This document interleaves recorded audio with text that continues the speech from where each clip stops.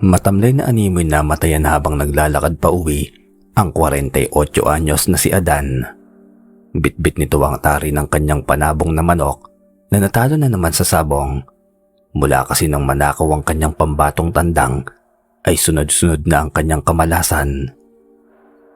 Ano ba naman ang ginagawa mo sa buhay mo, Adan?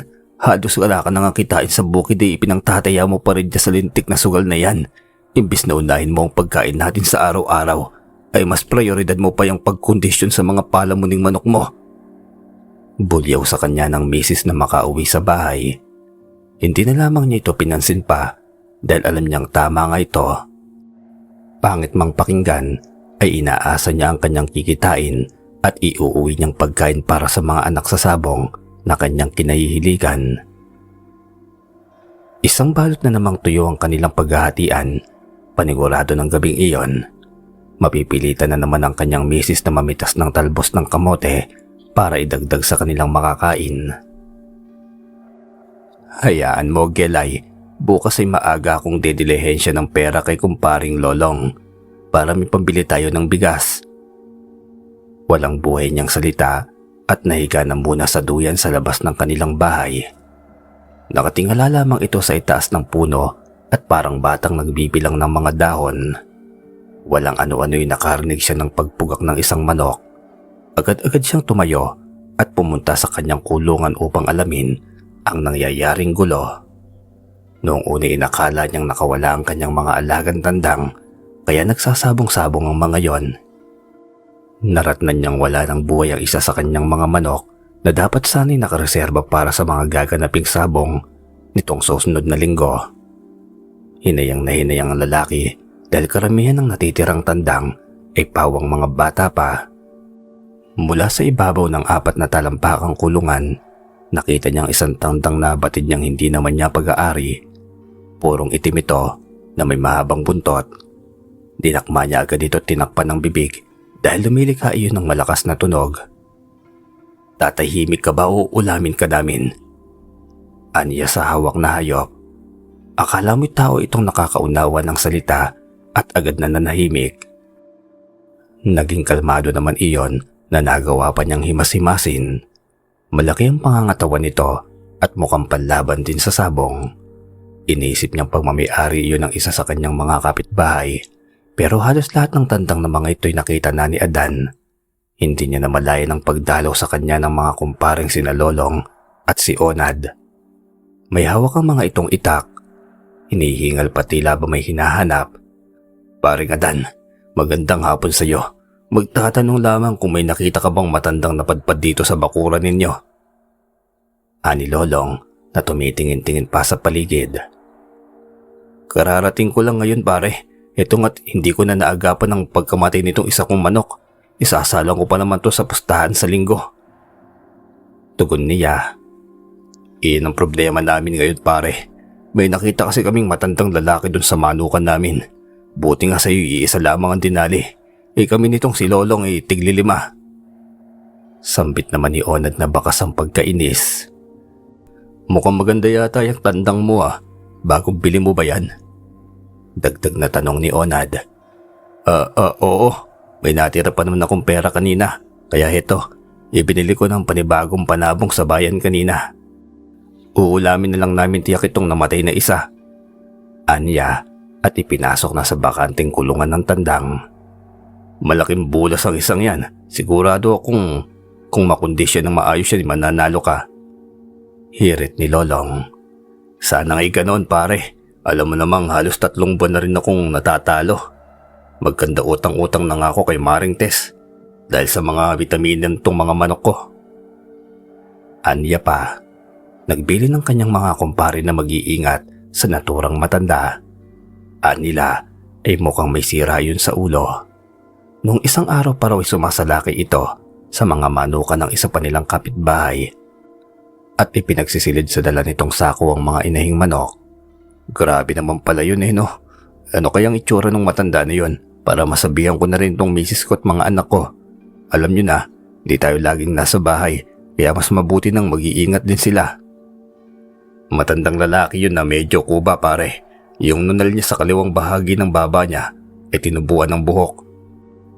Buting matingkad din ang kanyang balat. Eksplanasyon naman ni Lolong. Mabaho rin siya pare. Parang amoy bulok. Kaya nga napadpad kami rito sa inyo dahil sinusundan namin ang amoy. Singit ni Onad. Nagpaalam na nga mga ito kay Adan. Dinampot naman niyang namatay niyang tandang at iniabot sa misis niyang nagkikilis ng bigas. Oh, eto, pangulam natin ngayong gabi. Nakita kong patay na sa kulungan, kaya lutuin mo na. Salita niya kay Gelay. Buti naman na maalam na yung manok mo, Adan.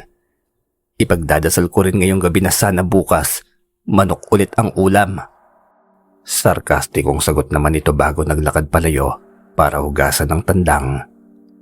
Siligawan na rin niya ang kanyang anak na patingasin ng mga paggatong para makapagpakulo na ito ng tubig. Matagal na palambutan kasi ang tiyak nilang gagawin dahil may katigasan ng karne ng mga manok na yon. Binalikan muli ng lalaki ang kanyang kulungan. Hindi pa rin siya makapaniwala sa taglay na ganda ng manok na yon. Napasabi na lamang siya sa sarili na kung walang maghahanap doon ay hindi na niya pakakawalan pa. Jackpot ako sa'yo. Sana ipanalo mo ang pusta ko ron sa tupada. Pangako ko sa'yo, bibilhan kita ng masasarap na patoka. Parang siraulo niyang bigkas sa manok.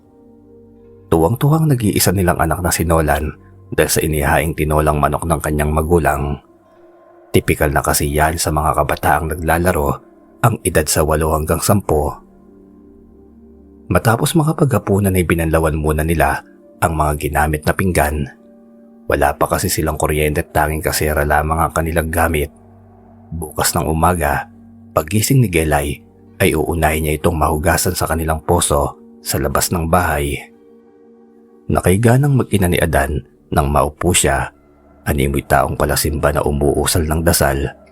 Ang tanging laman lamang nito ay sanipala rin siya sa sabong na gaganapin sa araw ng linggo. Kinaumagahan, pansin niyang nakabukas muli ang kanyang kulungan.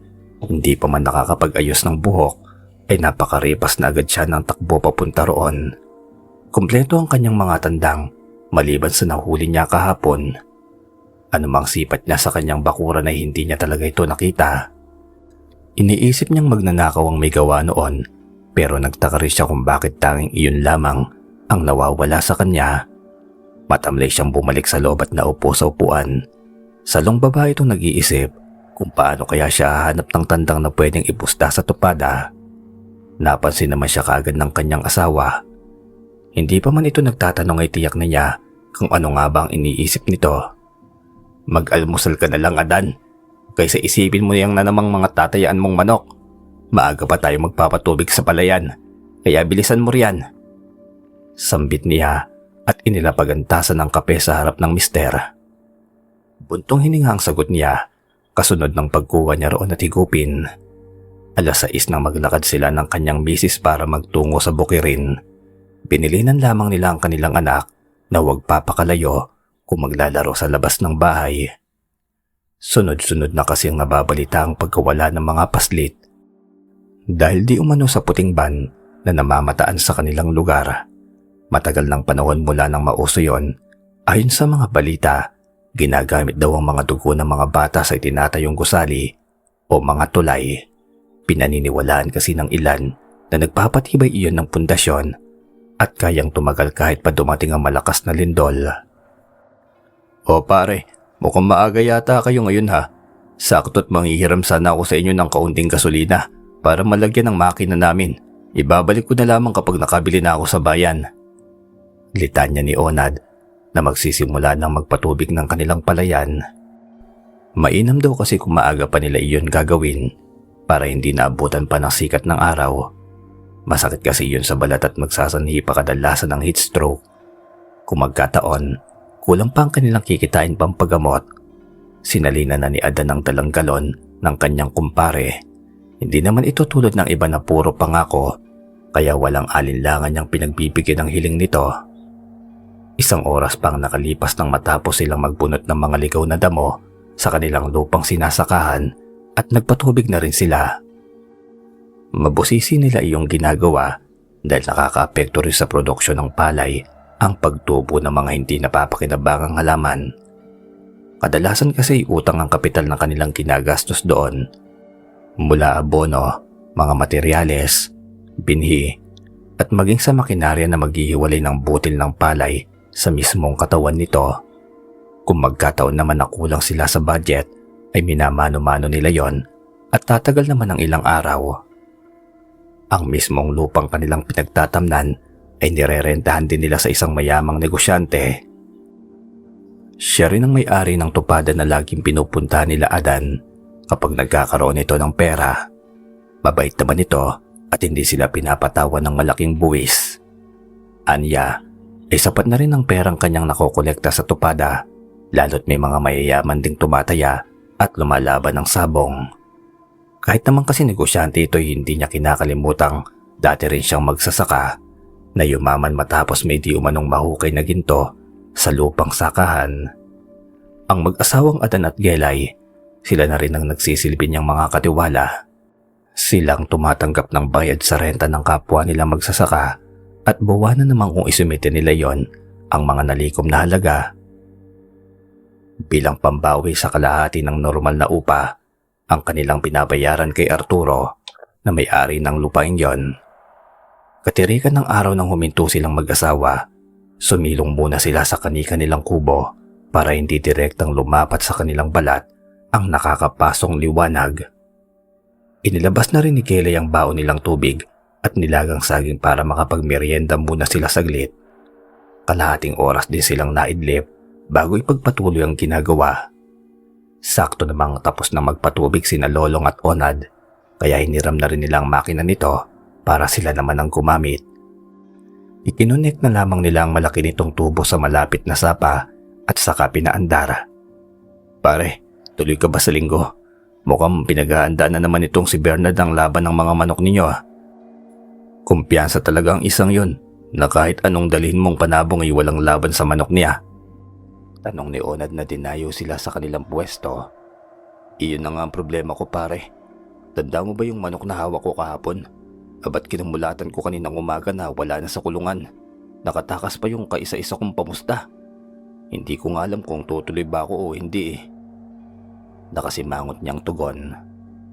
Bakit kasi hindi ka muna manghiram ng manok kay Bossing? Hindi ba't inalok ka niya na mamili na lamang sa mga alaga niya? Iyon ang gawin mo, pare. Sigaw na sabat naman ni Lolong. Napaismid na lamang si Adan. Kahit na kasi mabait naman si Arturo, ay ayaw niyang maging abusado. Isa pa'y baka matalo na naman siya at siguradong mababawasan ang alaga nitong tandang. Kung magkataon ay wala naman siyang perang pamalit doon. Bahala na, pare. Subukan ko na lamang tumingin ulit siguro ng manok sa bayan. Mahirap nang humiram ng tandang kay Bossing. Alam niyo naman kung gaano niya sobrang inahalagaan ng mga yun. Mamaya niyan maging pang-ulam lang ulit ni Bernard. Di nayari pa ako. Aniya at saka iniba ang posisyon ng tubo na dinadaluyan ng tubig. Natapos ang buong araw nila ng sobrang pagod. Nanakit na rin ang kani-kanilang mga likod sa maghapong pagyuko sa mainit na bukirin. Kahit paano naman gumaan ang kanilang nararamdaman sa matatamis ng ngiti ng kanilang anak na sumalubong sa kanila. Nakapagluto na rin ang mga ito ng sinaing at ang tanging ulam na lamang ang kailangan nila para makakain silang buong pamilya. Bumawas muna ng pera si Adan sa nakolekta nilang renta. Kahit masakit pa ang mga paa niya, ay siya nang nagkusang lumabas para bumili ng sardinas. Palubog na kasi ang araw at ayaw niyang utusan ng anak. 5 bahay lamang ang kailangan niyang lakarin bago makarating sa tindahan. Hindi pa man natutumbok ang destinasyon, ay tanaw na niya ang umpukan sa kabilang iskinita. Madalas ay paubusing isda ang dumarayo sa kanila upang ibenta. Inisip niya makiusyoso para makabili, pero hindi iyon ang kanyang inaasahan. Anong nangyari sa batang yan? Bulalas niyang tanong sa mga taong nakapalibot sa bangkay. Hindi rin namin alam. Basta may nakita na lamang kami nakabulagta riyan. Ang sabi ay may lalaking nakasuot ng itim na salakot ang nag-iwan sa bata. Tugon ng isang residente sa kanya. Kalunos-lunos ang wangis ng paslit. Namumutla ito at puro sugat ang mga kamay. Tuklap ang mga kuko nito sa mga daliri at marami ring malalalim na hiwa sa binti at paa. Kailangan na nating maging alerto. Kamakailan lamang ay may natagpuan ding batang babae sa tapat ng isang bahay. Ayon sa nasagap ko, isang buwan daw yung nawala at patay na rin ang matagpuan. Tulad ng biktimang ito, wakwak din ang tiyan nun at may nakasinlid na pera. Salaysay ng isang nakahubad na lalaki. Hindi naman nagtagal ay dumating na ang mga magulang ng bangkay na natagpuan. Bumaha ng matinding luha ang tagpong iyon dahil kaisa-isa nilang anak ang batang si Maymay. Nakapagtataka lamang kung bakit laslas ang tiyan nito, gayong sa tingin ng lahat ay wala namang nabawas sa laman loob ng bata. Nagsusumamo ang ina nito na tulungan silang mahanap ang tao sa likod ng pagkawala ng anak. Binigyang simpansya nilang lahat ng ginang at sinabing gagawin nilang lahat ng makakaya nila para makamit ng mga ito ang hustisya sa maagang pagkawala ng kanilang supling. Pagkatapos ng komosyong nangyari, nagkanya-kanya na rin silang alis. Dumako na si Adan sa kanyang tunay na pakay at hanggang doon ay dala ang usapan patungkol sa nakitang bangkay. Kaya ikaw, Adan, pagsabihan mo ang iyong mga anak. Hindi naman sa pangingialam dahil alam ko namang mabuti kayong mga magulang ni Jelay. Pero kanina lamang ay nakita ko siyang naglalaro ng saranggola doon sa bakanting lote kasama ang ilang pang mga bata rito sa atin. Ayaw ko lang na mapahamak sila kaya ako ito nasasabi. Litanya ng isang kapitbahay. Ngumiti lamang siya rito at nagwika na pagsasabihan niyang maigi ang anak. Sa kanyang mga nasaksihan ay naririnig kasi niyang talagang delikado ang lagay ng mga bata sa kanilang lugar. Salamat ho. Sa susunod ho na makita niyo ang anak ko kung pupwede sana pagalitan at utusan niyong umuwi. Mas mainam na ang nag-iingat. Lalo na't madalas na wala kaming mag-asawa sa bahay. Sigurot mauuna na ako. Tugon niya pa rito. Pag-uwi ay agad niyang kinausap ang mga anak. Humingi naman ng pasensya ang mga ito at ipinangakong hindi na uulitin pa. Gusto pa sana silang pagalitan ng kanyang ina pero mabilis na inawat ito ni Adan. Alam kasi niya na may kasunod na palo ang gagawin niyang pagsasalita. Nak, pakikuha nga ang lagayan ng pagkain ng mga manok. Nalimutan ko silang pakainin kaninang pag-uwi. Ikuha mo na rin ako ng timba na may lamang tubig para malinisan natin ang pagkainan nila. Anya sa anak niyang sinolan. Dumako siya sa kanilang kusina at kumuha ng bakanteng gasera. Sinalinan niya yun muna ng kaunting gas bago sindihan. Nauna na rin si Adan sa kulungan para sandaling mawalisan ng mga naipong dumi roon. Gagamitin din kasi nila iyon ni Jelay para gawing abono sa kanilang mga pananim. Isa-isa niyang hinugasan ng pagkain at kainan at inuman ng kanyang mga panabong na manok. Akma na siyang aalis na nang mapansin sa dulong bahagi ng kulungan ng ilang piraso ng itim na pakpak. Bigla tuloy niya naalala ang tandang na naligaw sa kanila kamakailan lamang dahil kaparehong-kapareho ito noon. Dinakot na rin niya ang mga nagkalat na balahibo at saka isinilid sa sakong nasa gilid. Inakbayan niya ang kanyang anak habang naglalakad pabalik sa kanilang bahay. 10 oras na ng gabi nang maingay siyang ginising ng mga alaga. Napaluhod pa si Adan sa bintana at marahang gumawa ng maliit na siwang na sasapat upang masilip niya ang kaganapan sa labas. Madilim man ang paligid ay tila hindi nito alintana ang taong nakatayo sa kanyang kulungan. Pilit nitong niluluwagan ng lubid na itinali ni Adan sa pinto na kung wawariin may gusto niyang makapasok doon. Hindi niya batid sa sarili kung saan ba kumukuha ng tapang at nagawa niyang sigawan iyon.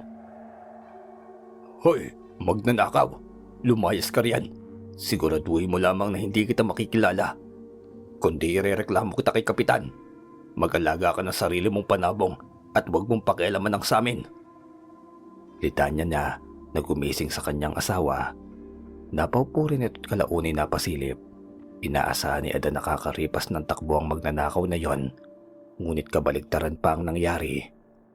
Hinawakan niyang magkabilang panig ng pinto at pwersadong itinulak. Umiwalay ito sa bisagrang pinagkakabitan kaya naman natumba ito. Hindi na siya nakatiis pa. Binili na niya ang asawa na huwag lalabas ng bahay. Binalak niyang sugurin ang taong nasa labas at baka madali pa ang mga natitira niyang mga manok. Humingi na lamang siya ng proteksyon sa itak na ginagamit nila sa bukid. Pabayaan mo na yan at baka mapahamak ka pa sa gagawin mo. Ani Jelay, nahalatang kabado na ang boses. Hindi ko pwedeng hayaan lamang yun, Jelay. Alam mo namang marami nang nangyayaring hindi maganda sa lugar natin. At mali mo, may kinalaman iyan sa nangyaring pagpaslang kay Maymay. Sandali lang ako, ikandado mo ang pinto paglabas ko at huwag na huwag mo akong susundan. Maliwanag ba? Tugon niya. Tumayo na siya sa harap ng kanilang pinto at tulad ng nabanggit niya sa asawa, ay isinara nitong mabuti ang tarangkahan. Tinunto ni Adan ang kanyang kulungan at lulunok-lunok ng laway dahil sa kabang nanunuot sa kanyang kalamnan. Mula sa bukana ng manukan, tanaw niyang nakatalikod na tao. Nakaluhod itong may inaabot sa siwang ng kulungan. Dahan-dahan ang ginawa niyang paglalakad at walang pakundangan niyang hinataw iyon. Nang nakatihayang itak, katakatakang hindi ito umaray man lamang, tanda nang nasaktan siya. Nagulumihan siya ng mapagtantong isa lamang yung alay-ay o mas kilala sa tawag na scarecrow. Kinapangan siya ng kaba dahil kitang-kita nilang mag-asawa na gumagalaw iyon at nagawa pang buksan ng manukan. Itinihaya niya yun at nakitang pulang likido sa kanyang uluhan. Natutuliro si Adan sa kanyang nakikita kaya minabuti niyang hilahin iyon palabas. Kapag kuway sinilaban, mukhang pinaglalaroan yata tayo, Adan. Kalmadong ngunit bakas ang takot na salita ni Jelay.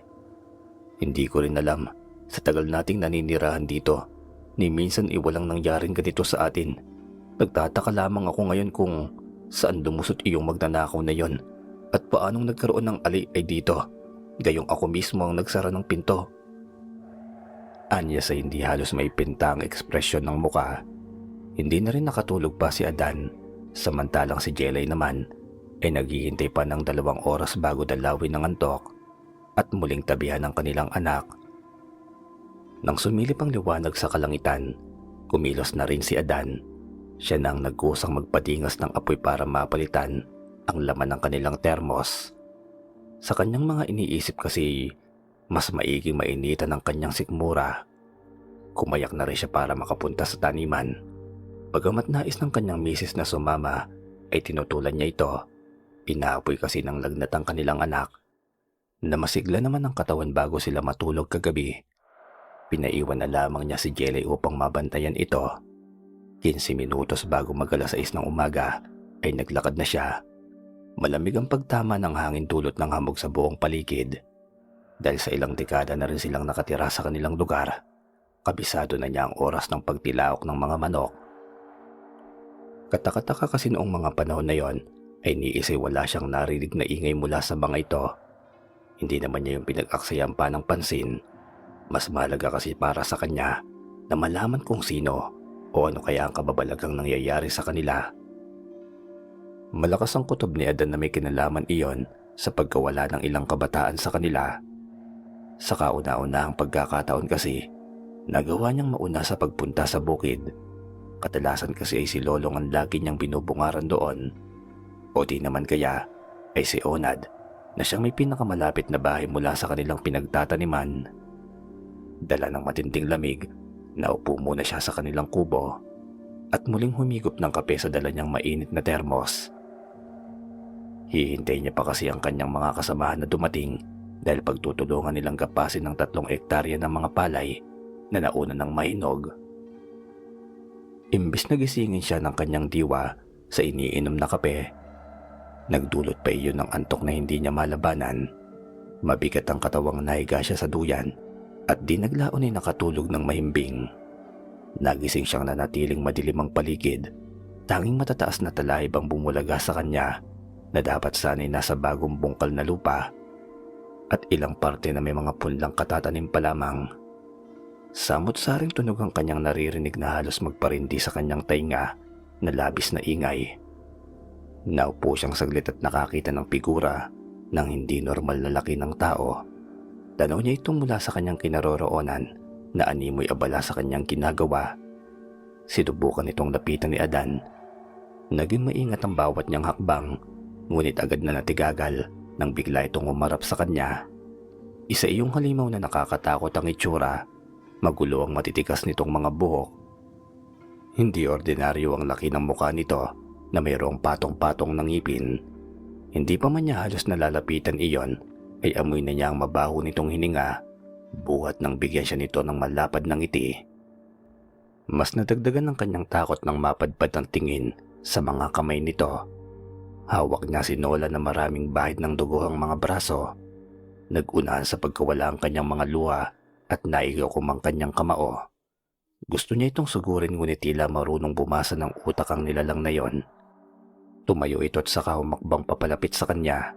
Nanlalambot ang tuhod niya at hindi nakaiwas sa pagbalibag ng halimaw sa kanya. Isang matinding tadyak sa mukha niyang ibinigay nito na halos pumutol sa kanyang hininga. Bago niya maipikit ang kanyang mga mata, nakita pa niyang kinaladkad ng halimaw na yun ng kanyang anak. Patungo sila sa masukal na bahagi ng talayban. "Pare! Pare!" Tinig ni Lolong ang kanyang naririnig mula sa pagkakapikit. Balikwas na napaupo si Adan at naitulak pa ang kumpare na nagtataka sa kanyang inasal. Masamang panaginip ang kanyang naranasan. Sinubukan niyang igala ang kanyang paningin. Kasunod ng 3 mararahang sampal sa pisngi upang tiyaking gising nga siya. Nang kumalma, nagsimula na rin siyang magkwento mula sa kanilang karanasan. Karanasan nila ni Jelay kagabi. Hanggang sa kanyang panaginip.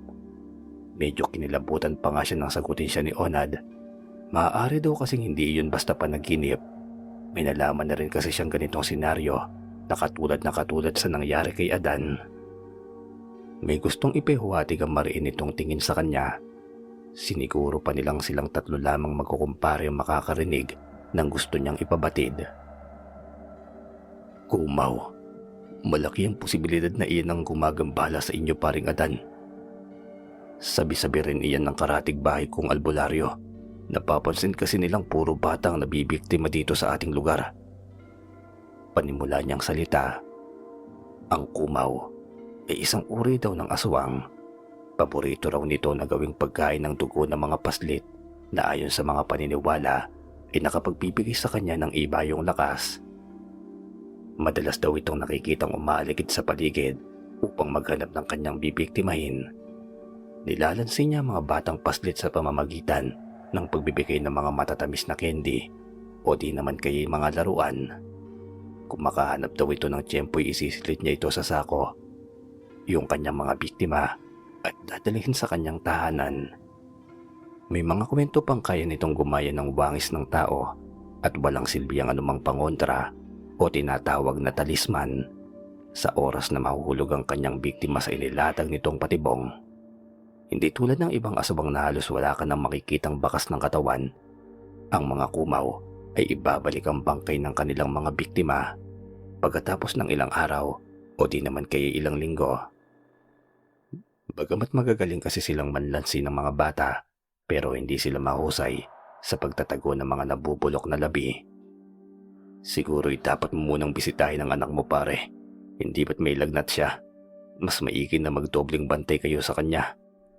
May mga pagkakataon kasi na tinataniman ng mga kumaw ng sakit ng mga biktimang hindi nila napipilit na sumama sa kanila."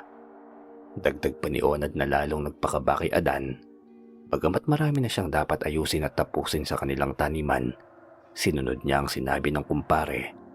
Natanto niyang higit na mas mahalaga ang seguridad ng kanyang pamilya kaysa piliting magtrabaho sa bukid na pasan ng pangamba na maaaring mangyari sa kanila. Tagaktak ang masagana niyang pawis kakalakad. Kulang na lamang ay mapudpud ng gusto ang kanyang suot na tsinelas sa mabilisan niyang paglalakad. Natatanaw niya ang kanilang bakuran pero sa hindi may paliwanag na dahilan ay hindi niya ito marating. Para siyang napako sa kanyang kinatatayuan kahit sunod-sunod naman ang kanyang paghakbang. "Lumakad ka na, Adan. Lubayan ka na ba ng kung sino mang humahadlang sa iyong paghakbang?" Sambit ni Mang Bubot na kanina pa palang nakatingin sa kanya. Aniya ay nakatayo lamang doon si Adan at nakatungay sa kanilang bakuran. Pansin niyang kakaibang tagaktak ng pawis nito, bagamat nasa bandang lilim naman siya na hinto. "Hindi ko man tiyak kung sino yon. Sigurado akong aswang ang nakasalubong mo, Adan. Noong matignan kanya sa mata, ay nagawa kanyang makontrol. Kadalasan pa nga'y buong araw silang hindi makaalis sa pwesto nila Depende kung may tatapik sa kanilang balikat o di naman kaya tatawagin ng kanilang pangalan. Bulalas pa nito. Aswang ho, pero maliwanag pa ng ganitong oras, Mang Bubot.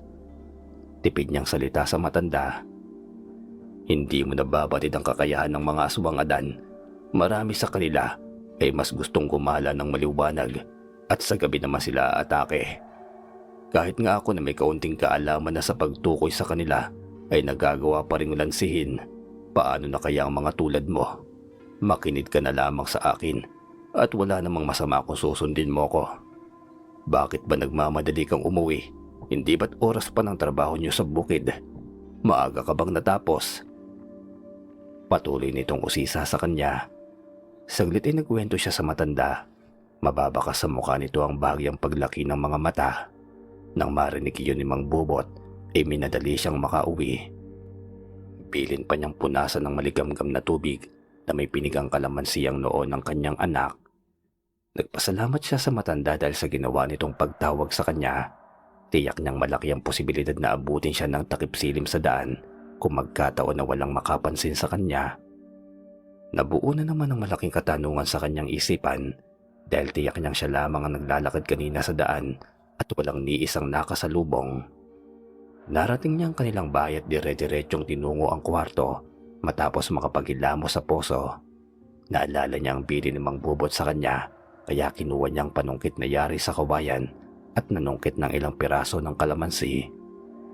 Nakita naman siya ng kanyang bunsong anak at ibinigay niya roon ang mga bunga. Sinabihan na rin niyang ibigay ito sa kanyang ina para masikasong maihaplos sa kapatid. Dinampot niya Adan ng walis tingting na nagtitipon ng mga tuyong dahon sa paligid. Balak niyang magpausok saglit ng mga dahon ng kalamansi dahil kanina pa niya napapansin na tila may mga matang nakamasid sa kanya mula sa kung saan. Nakaramdam siya ng bahagyang hilakbot ng dagli ang may umangil sa likuran ng mga sagingan. Rinig niyang mabilisan itong paglalakad na animoy niya sasaktan sa nalalanghap na usok mula sa kanyang sinigaan. Mas lalo siyang naginala na totoo nga ang nabanggit ni Mang Bobot kanina. Dinagdagan pa niyang higit ang mga sariwang dahon ng kalamansi at idinarang iyon sa apoy. Ibinigkas niya ang kumpol ng mga tangkay at isinabit sa labas ng kanilang bintana. Kita mula sa kanyang kinatatayuan ang pag-inda ni Nolan. Umiiyak ito ngunit nananatiling nakapikit ang mga mata. Kumusta si Nolan? Mabuti na ba ang lagay ng anak natin? Mahinahon niyang tanong sa asawa. Kahit paano'y mabuti naman ang buhat kanina. Halos mapraning ako dahil kung ano-anong pangalan ang sinasabi niya. Nung tanungin ko kung sino ang mga yun ay umiiyak siya. Mga kaibigan daw niya yun sa panaginip. Tugon naman sa kanya ni Jelay. Hinaplos pa niya sa noo ang kanyang anak. Inalalayan niya ito makaupo matapos dumilat ng tabihan siya. Doon ay nagulat si Adan nang magsimulang magkwento ang kanilang panganay. Sabi nitong nagkita raw sila ng kanyang ama sa panaginip at hinahabol daw ito ng isang aswang. Inilarawan pa nito ang itsura ng aswang na saktong-sakto sa nakita naman ni Adan sa kanyang panaginip. Upang hindi na makadagdag pa sa takot ng kanyang anak, minabuti niyang huwag nang sabihin ang kaparehong panaginip niyang naranasan. Magdasal ka lagi bago matulog, anak. Hayaan mo na't sa araw ng linggo'y magsisimba tayo ni mama mo. Aniya na hinahagod ang likod ni Nolan. Mabilis na naglakad ang mga araw. Tulad ng kanyang pangako ay nagsimba silang buong pamilya. Naging maganda naman ang kanilang pakiramdam dahil sa personal na pakikipagkamustahan sa paring naging kaklase ni Jelay noong nag-aaral pa ito. Binigyan sila ng tig-isang kwintas na may maliit na kuruspikong palawit. Para raw iyon sa iba yung gabay at maiwaksi ang mga masasamang elementong gumagambala sa kanila. Nang makauwi sila Adan, ay nagpahinga siyang saglit. Napakamot na lamang sa ulo ang kanyang misis dahil naroon na naman sa kanyang kulungan. Akala ko naman ay naihipan ka na ng masamang hangin kanina, Adan. Pambihira ka talagang lalaki ka, oo. Huwag mong sabihin na pupusta ka na naman doon sa sabungan ni Arturo. Abat maawa ka naman sa amin, ano? Paniguradong talo ka na naman pag-uwi. Mukhang ngayon pa nga lamang ay dapat na akong mamitas ng talbos ng kamote para iulam mamaya eh. Iritableng bulyaw ni Jelay na noon ay nakapamaywang pa. Huli na ito, mahal. Nakapangako na kasi ako ron sa kalaban ko na ipupusta ko ang natitira kong manok eh. Desperado akong sumagal dahil malaki-laki rin kasi ang kikitain ko kung mananalo. Sagot niyang pangising-isip pa. Talagang nga naman nalintikan na. Mahal na ang tawag mo sa akin ngayon. Sige, sa huling pagkakataon ipagbibigyan kita, Adan. Kapag ikaw ay natalo pa ngayon, ako mismo ang kakatay dyan sa mga manok mo. Pasensyahan tayong dalawa dahil nagsasawa na talaga ako sa pagkalulong mo sa sabong na yan. Bulalas niyang umaargo pa ang kilay. Tumango na lamang si Adan bilang pagtugon nung iwanan siya ni Jelay sa kulungan ng manok. Naging malawak ang kanyang imahinasyon. Kinausap niya ang tandang na sana'y galingan niyang laban mamaya. Dahil kilala niya ang kanyang misis, mabait itong asawa, pero kapag nasa itang pasensya'y gagawin talaga niya ang binitawang salita. Kinuha na niya ang kanyang manok na si Bagwis. Hinimas-himas niya ito at inimoy dinasalan pa bago ilagay sa bayong at saka umalis. Halos kasabayan lamang niya ang kumparing sina Lolong at Onad sa pagpunta sa tupada. Nagbibiroon pa ang mga ito dahil sa nabanggit ni Adan na gagawin ng asawa sa oras na umuwing luhaan. Talaga tong si Kumare, hindi pa rin talaga nawawalang pagkamainit ng ulo. Baka naman kasi mas madalas pang himasin ang manok mo kaysa sa kanya. Birong sambit ni Onad. Ito bang pinagdasal mo sa simbahan kanina, pare? Tingin ko hindi mo nakalimutang hilingin na sana'y manalo ka na sa pagkakataong ito. Maloko ring salita ni Lolong. Mga baliw, kinakabahan na nga ako eh. Sa susunod pang buwan ng kapirahan natin, halos ubos na rin ang naitabi kong pera. Kaya siguro kung matalo ko ngayon hindi muna ako pupusta sa mga susunod na linggo. Kawawa na rin kasi ang mag-ina ko at lagi na lamang nagtitiis sa pinagkasyang ulam. Litanya niya sa mga ito. Malapit-lapit na rin sila sa sabungan nang makarinig ng sigaw ng isang babae. Natataranta naman nilang sinalubong ito at humingi ng tulong sa kanila. Aniya ay may matandang nakapasok sa loob ng kanilang bahay at pilit na isinasama ang kanyang anak. Hindi na nag-aksaya pa ang tatlo at agad na nakitakbo para sa kluluhan ng bata. Dagundong ang mga sunod-sunod na mga yabag sa sahig na ulinigan pa nila ang iyak ng paslit na naroon sa itaas ng kanilang bahay. Matapos mabuksan ng pinto ay nakarinig pa sila ng kalabog ng kung anong bagay na tumalon mula sa bintana. Sinilip iyon ni Adan at nakita ang isang nilalang na mayroong puting buhok. Maliksi itong kumilos na hindi man lamang iniinda ang taas ng kanyang tinalon. Tumakbo ito palabas ng bakuran at sumuong sa isang masukal na damuhan. Mga pare, dala nung nilalang na yun ng mga bayong ninyo. Aniya na sinagawan pa yung ibalik ang mga manok ng mga kumpare. Hayaan mo na yung pare, hindi na mahalagang manok. Ang importante na iligtas natin itong bata. Tugon ni Lolong sa kanya. Bumalik ang kanyang tingin sa batang lalaki. Duguan ng mga kuko nitong isa-isang nagtuklapan. Humingi ng malinis na tela si Onad at pinunit iyon upang gawing bendahe. Masagana kasi ang bulwak ng dugo na magiging problema kalaunan kung hindi ito madadala sa malapit na paggamutan. Naghintay pa sila ng ilang sandali hanggang sa may kamag-anak na pumunta upang dalhin na ito sa ospital. Laking pasasalamat naman ng ginang sa ginawang pagsagip nila Adan sa kanyang anak. Kakamot-kamot na lamang sina Lolong at Onad dahil natangay ang kanilang mga panabong na manok. Tulad ng kanilang kumpare, iyon ang pinakaalagaan nilang tandang. Kapwa kasi nilang itinuturing iyong swerte sa buong panahon nilang paglalaro. Nahiya pa yata yung hayop na yun Biruin mong tinira pa itong tandang mo, pare. Sambit ni Lolong na hawak ang bayong ni Adan. Mukhang nasa kondisyon tong panabong mo, paring Adan. Subukan ko ang galing nito. Pupusta ako sa manok mo. Segunda naman ni Onad. Nanlaki ang mga mata ng ilabas ng kumpare ang tinutukoy nilang manok. Namuo ang malaking katanungan kay Adan kung paanong napalitan si Bagwis ng itim na manok na isang linggo nang nawawala buhat ng mahuli niya. Nginitian lamang niya mga kaibigan ang tanungin kung ayos lamang ba siya. Napansin kasi ng mga ito na nag-iba ang timpla ng kanyang muka. Wala ito, mga pare. Iniisip ko lang kung kakayanin itong manok ko ang panabong ni Bernard. Uwi ka niya. Abay dapat lang nakayanin niya. Bukod sa magiging pangkulam siya kapag tatalo, limas pa ang pera mo kung magkataon. Sagot ni Lolong. Tumuloy na sila sa tupada.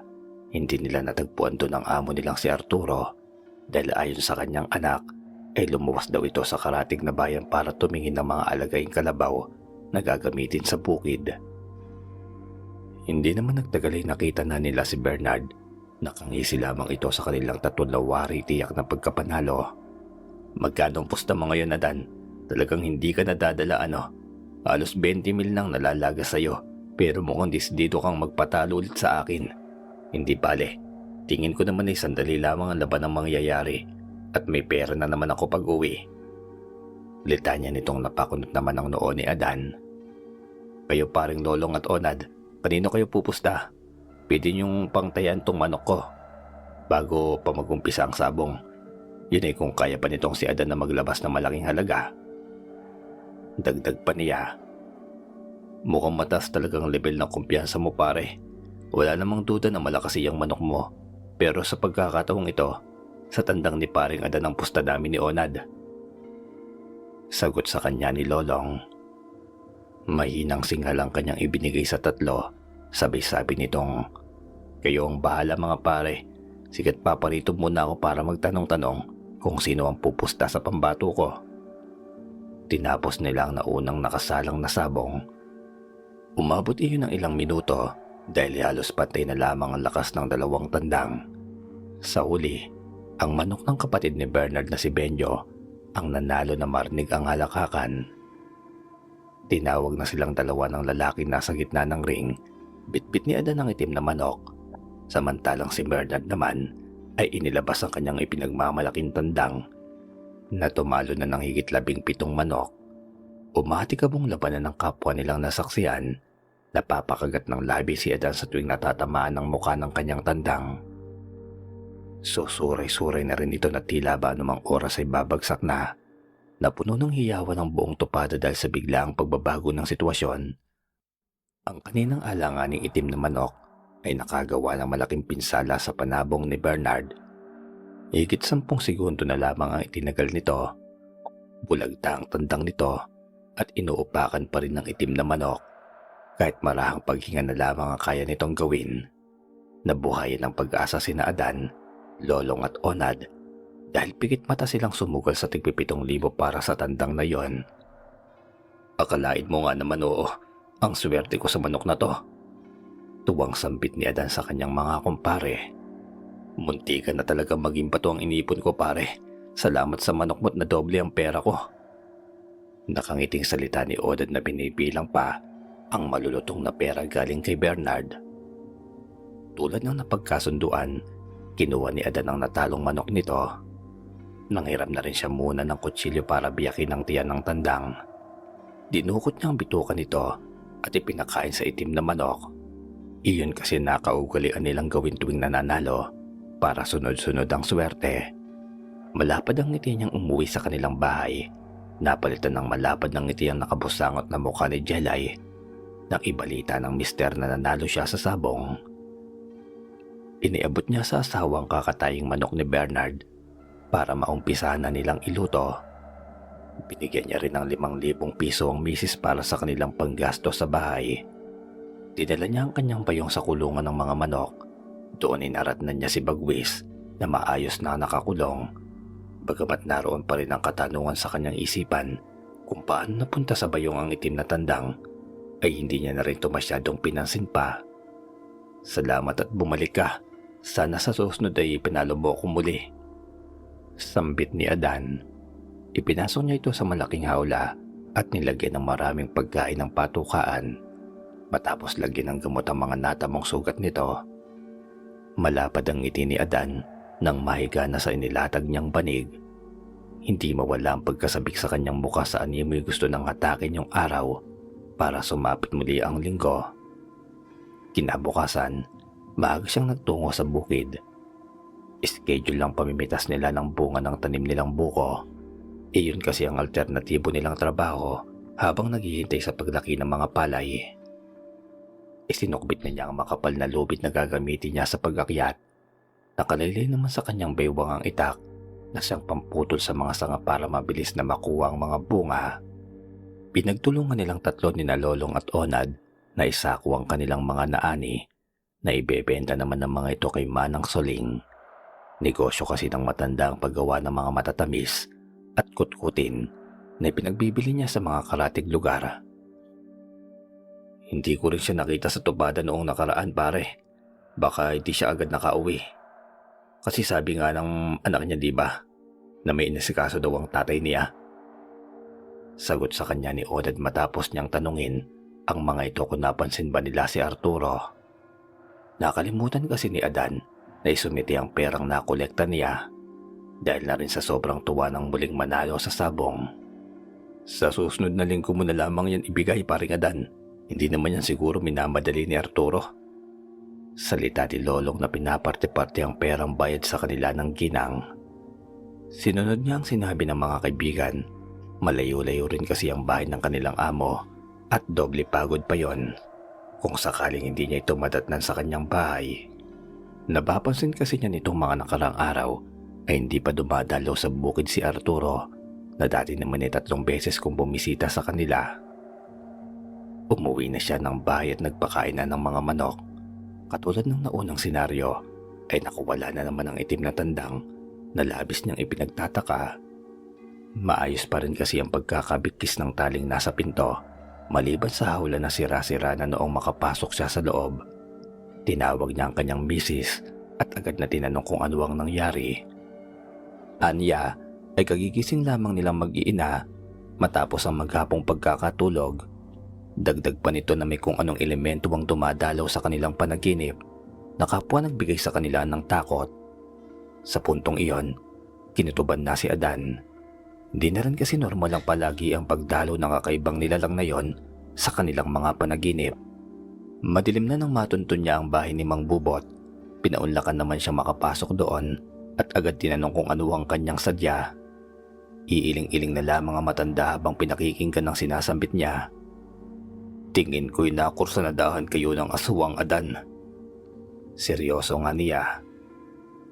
Dagdag pa nito na kung hindi titigil ang aswang na kumaw hanggat hindi niya nakukuha ang pakay niya. Mula kasi ng bantayan ni Jelay ang anak na si Nolan ay hindi na halos mawala sa palagian nitong pagsama sa kanilang panaginip. Minsan pa nga'y nagigising na lamang ang anak nila na umiiyak. Kwento rin nito na kinakain daw siya ng aswang kasama ang mga tinutukoy niyang mga pangalan. Bawang mga ito'y anak ng kanilang mga kapitbahay. Magdiktik ka ng bawang, asin at patakan mo ng kalamansi. Ibalot mo iyon sa pulang tela at laging ilagay sa ilalim ng unan kapag matutulog kayo. Payo sa kanya ni Mang Bubot. May mangilan-ngilan pa silang pinag-uusapan hanggang sa makauwi na si Adan sa kanilang bahay. Humahangos na sinalubong siya ni Jelay na may mababakas na pagtataka. Nasaan si Nolan? Akala ko ba'y bibili lamang kayo sa tindahan? Tanong sa kanya ng asawa. Ano? Hindi ko na ba niyaya ang anak mong lumabas? Isa pa, galing ako kay Mang Bubot para magtanong. Kaya paanong kasama ko siyang bumili? Pagbabalik niya ng katanungan, kabado nilang hinalugog ang paligid. Nangyari na ngang kinatatakutan nilang mag-asawa. Kwento ni Jelay ay tinawag daw ni Adan si Nolan na lumabas. Kahit naman pinagsabihan na niyang huwag itong isama dahil nagsisimula na namang sumama ang pakiramdam, ay hindi siya pinakinggan ng mister. Nito ay sandali lang naman daw sila at ibibili na rin ng gamot sa sakit ng ulo ang kanilang anak. Inisa-isa ni Adan na punta ng kanilang mga kapitbahay para magtanong-tanong.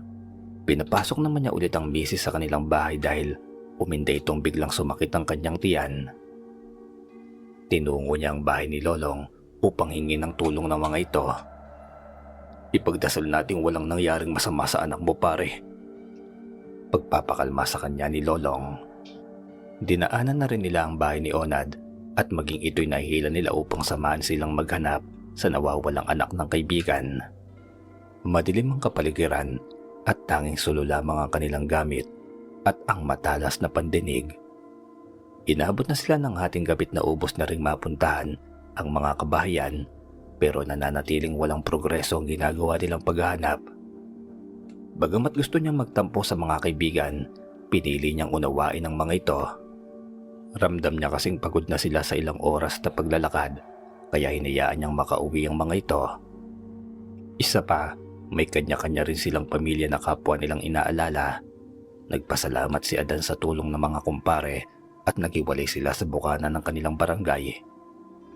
Hindi ka ba sasabay sa aming umuwi? Delikadong mag-isa diyan, paring Adan. Sambit ni Lolong sa kanya.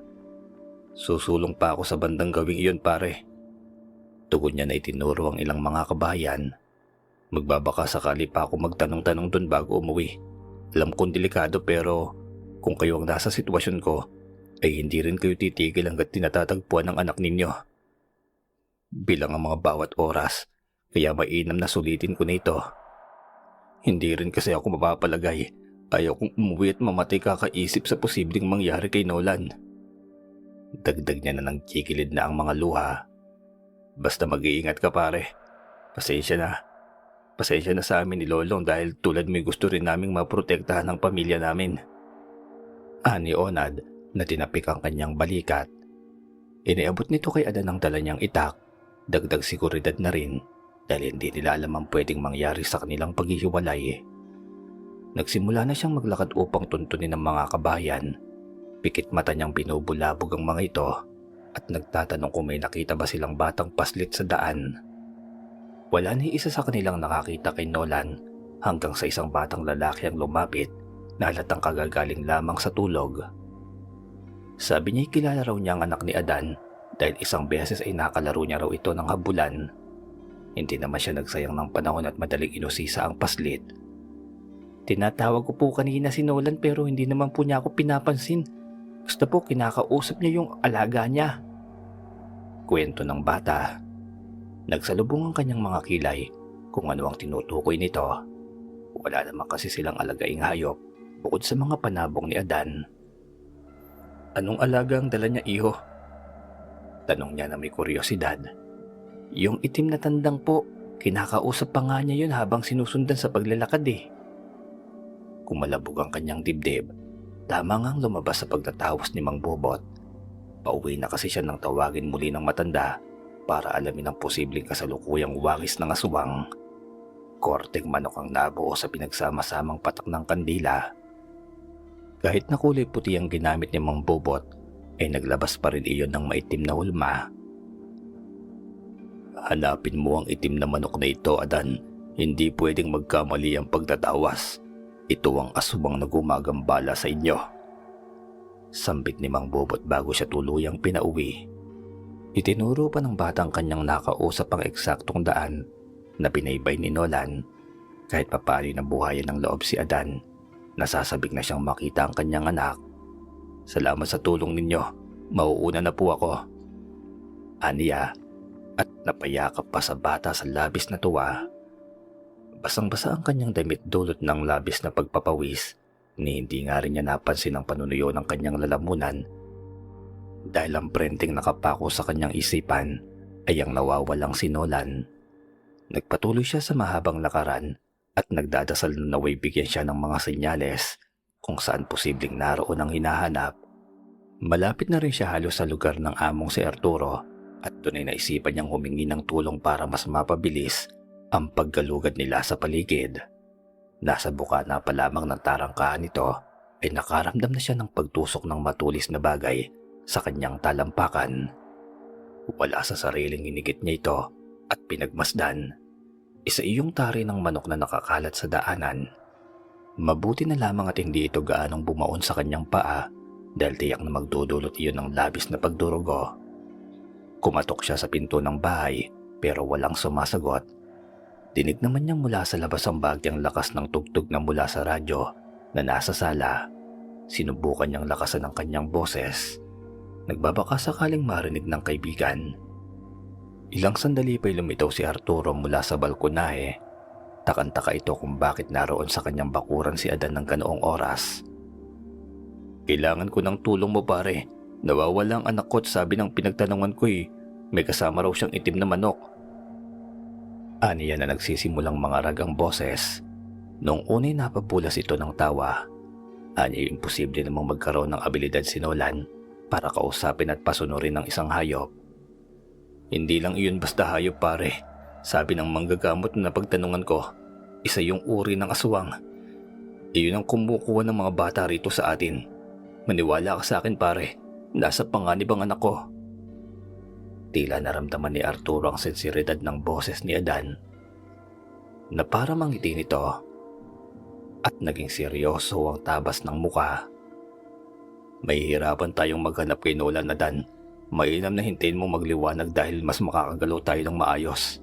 Kung ipipilit mo kasing galugurin ng paligid ng ganitong oras, ay wala ka ring mapapala.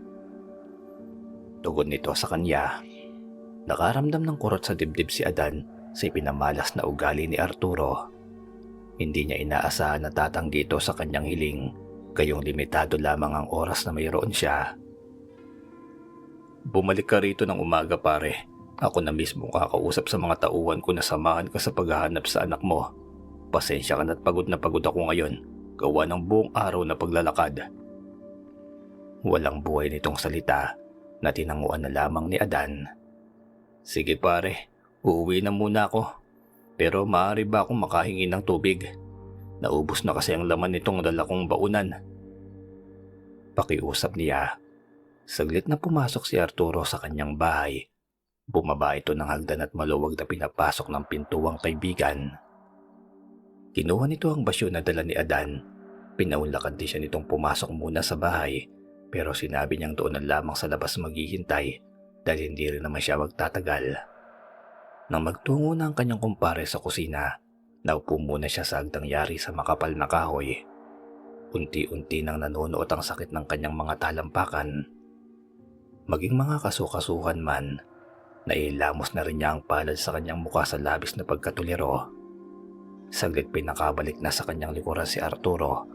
Iniabot nito ang hinihingi niyang tubig at inalok na maaari siyang makitulog kung nanaisin niya. Nako, hindi na pare. Wala rin kasing kasama ang asawa ko sa bahay. Babalik na lamang ako ng maaga rito para ituloy ang paghahanap ko sa anak ko. Sagot niya rito at nakayokong lumakad palayo. Narinig pa niya ang pagsara ng pinto nang maalala ang tari na nasa kanyang bulsa. Binalak niya yung isoli kay Arturo pero hindi niya na ito nasumpungan. Unti-unti nang nakaramdam siya ng pagkahilo. Nanlalabo ang kanyang paningin na nagdudulot upang mawalan siya ng tamang balanse at sumalampak sa lupa. Mula sa balkonahe na ikalawang palapag na bahay ni Arturo, tanaw niya ang nakatapong itim na manok. May kalayuan man ang distansya nilang dalawa ay nakararamdam siya ng init. Habang pinagmamasdanan ng lilisik nitong mga tingin sa kanya, bumigat ang talukop ng mga mata ni Adan at hindi nagtagal ay pinanawan siya ng ulirat. Nangangatog ang kanyang balat ng magising. Nakatayo siya sa labas ng tila entabladong pinagtatanghalan ng mga panabong na manok. Tanaw niya sa gitna ng tupadang nakataling bata na may saklob na sako sa ulo. Gustuhin man niyang takbuhin ito ay hindi niya may hakbang ang kanyang mga paa. Ultimo pagkurap ng matay hindi sumusunod sa kanya. Naging lihim ang kanyang ginagawang pagsigaw. Base kasi sa kasuotan nito ay si Nolan yon. Umiiyak itong tinatawag ang pangalan ng mga magulang. Sabay-sabay na pumasok ang mga duguang tandang. Walang pasabing inatake ng mga ito ang anak ni Adan. Alingaw-ngaw ang pagtangoy ng paslit habang hindi maiwaksi ang mayat-mayang pagsugod sa kanya ng mga panabong na manok. Malalim ang ginagawa nilang sugat sa kanyang balat. Walang humpay na kalmot at hampas ng mga pakpak ang sumasampal sa mukha nito na hindi niya naman mailagan. Hindi makayanan ni Adan ang nasasaksi ang nangyayari sa kanyang panganay. Sa loob-loob niya nag-uumapo na ang kanyang galit at awa pero hindi ito makikita sa mukha niyang prente na nakapako ang posisyon.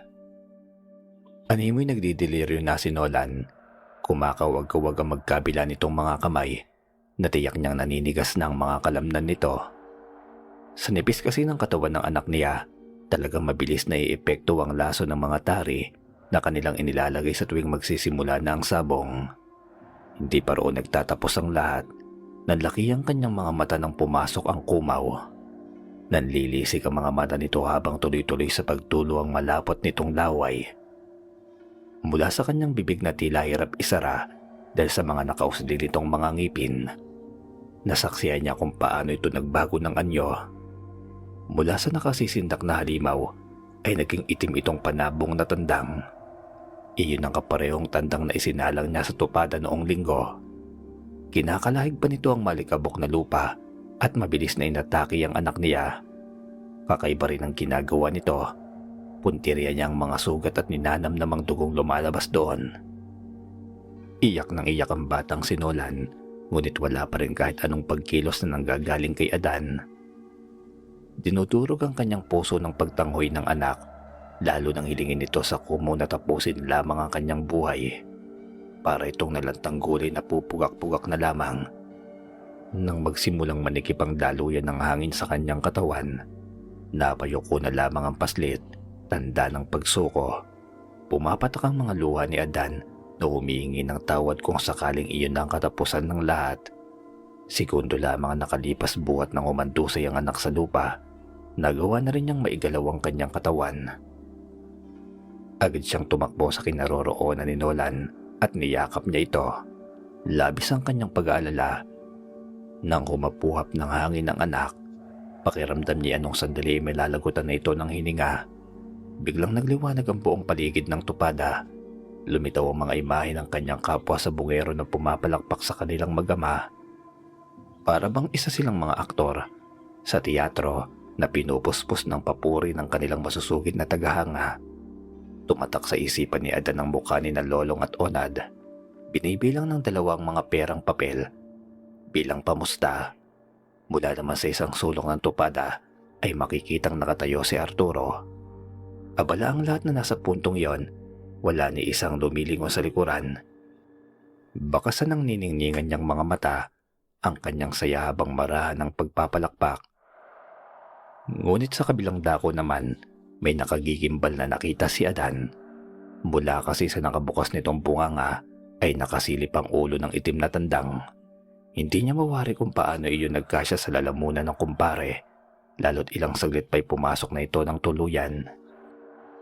Ilang saglit pa'y malalamig na kamay ang naramdaman niyang humahawak sa kanyang muka. Nabaling ang kanyang atensyon sa anak na nanghihina na. Automatiko ang pag-iyak ni Adan nang masilayan ang mga namumuti ng mata ni Nolan. "Anak, nandito na si Papa. Aalis tayo rito, tapos ipagagamot kita. Huwag kang susuko, nak. Hinihindi ka na ng mama mo." Salita niya na hindi may pagkakailang garalgal na boses nito. Sa mahina't uutal-utal na boses ni Nolan, nagawa niyang makapagsalita. Humingi siya ng tawad sa ama dahil hindi niya ro napigilan ang sarili, ang kanyang sariling mga paa na sumama sa aswang na sumundo sa kanya. Nagpanggap daw kasi itong si Adan at tinawag ang pangalan niya. Nang magtama ang kanilang mga paningin ay nahulog na ito sa bitag ng kumaw. "Papa, iligtas mo pa yung ibang mga bata. Naroon sila sa kulungan ng aswang. Papa, papaslangin niya po kaming lahat." Bulalas ni Nolan na tanging pag-iyak ang nagawa. Iginala niya ang kanyang paningin. Noon kadiliman na ang pumupuspos sa buong kapaligiran na ultimong liwanag sa bahay ni Arturo ay pawang nagsiwalaan na. Marahan siyang tumayo bitbit ang anak. Nakakailang hakbang pa lamang siya nang matigilan. Nakatali ang kanyang paa. Nang subukan niyang ihakbang ulit, ay bumulaga ang nakakarinding kalampagan ng mga latang nakatali sa kabilang dulo nito. Dama niya ang bigat ng paghakbang ng kung sino mang nilalang. Dala ng malamig na panahon ng matinding kilabot na nagpapataas ng kanyang mga balahibo. "Kumusta, paring Adan? Nagandahan ka ba sa palabas na napanood mo?" Tinig ni Arturo na hindi niya na malayang naroon na sa kanyang likuran. Nangangatog niya itong nilingon.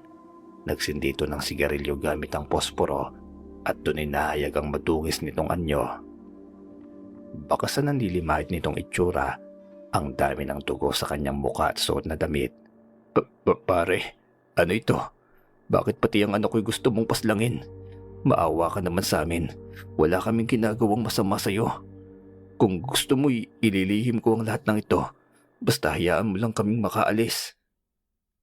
Pauna niyang salita. Gasgas na ang litanyang iyan, Adan.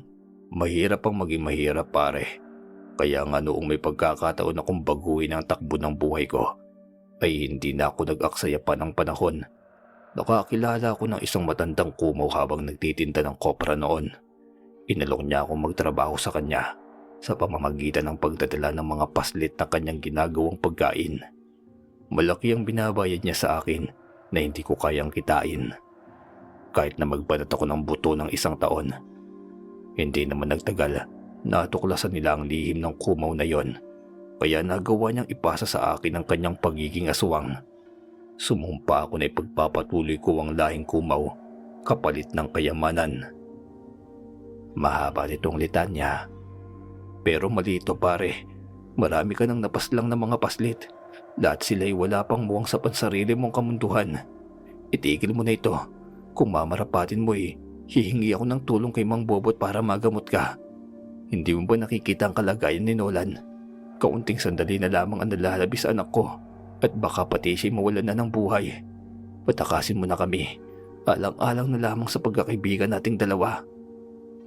Kumbinsi niya sa kaibigan. Kung ako lamang ang masusunod bakit hindi? Kaso huli na, siyang napiling lantakan ng alaga ko. Sagot niya. Alaga? Anong ibig mong sabihin? Balik niyang tanong dito, ngunit hindi na sumagot pa. Yumuko lamang si Arturo. Animoy humihikbi dahil sa paggalaw ng magkabila nitong balikat. Ngunit ang totoo ay tumatawa ito.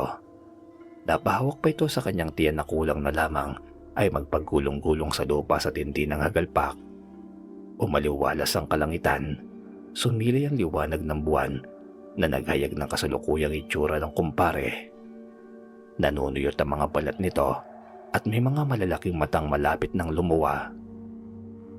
Ang paghalakak nito ay may kasamang dugo na ilang segundo pa'y dumura ito ng maitim na bagay.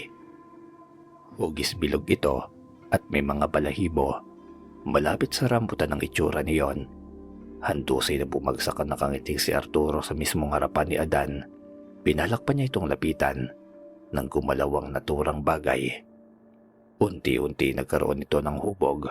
Sumilay ang itim na tandang naggaling sa kaibuturan ng kanyang kumpare. Mabalasig ang itinapon nitong mga tingin sa kanilang dalawa. Napapapikit naman si Nolan sa braso ng kanyang ama sa tindi ng takot sa kaharap na hayop. Iyan po ang aswang na sumundo sa akin, Papa.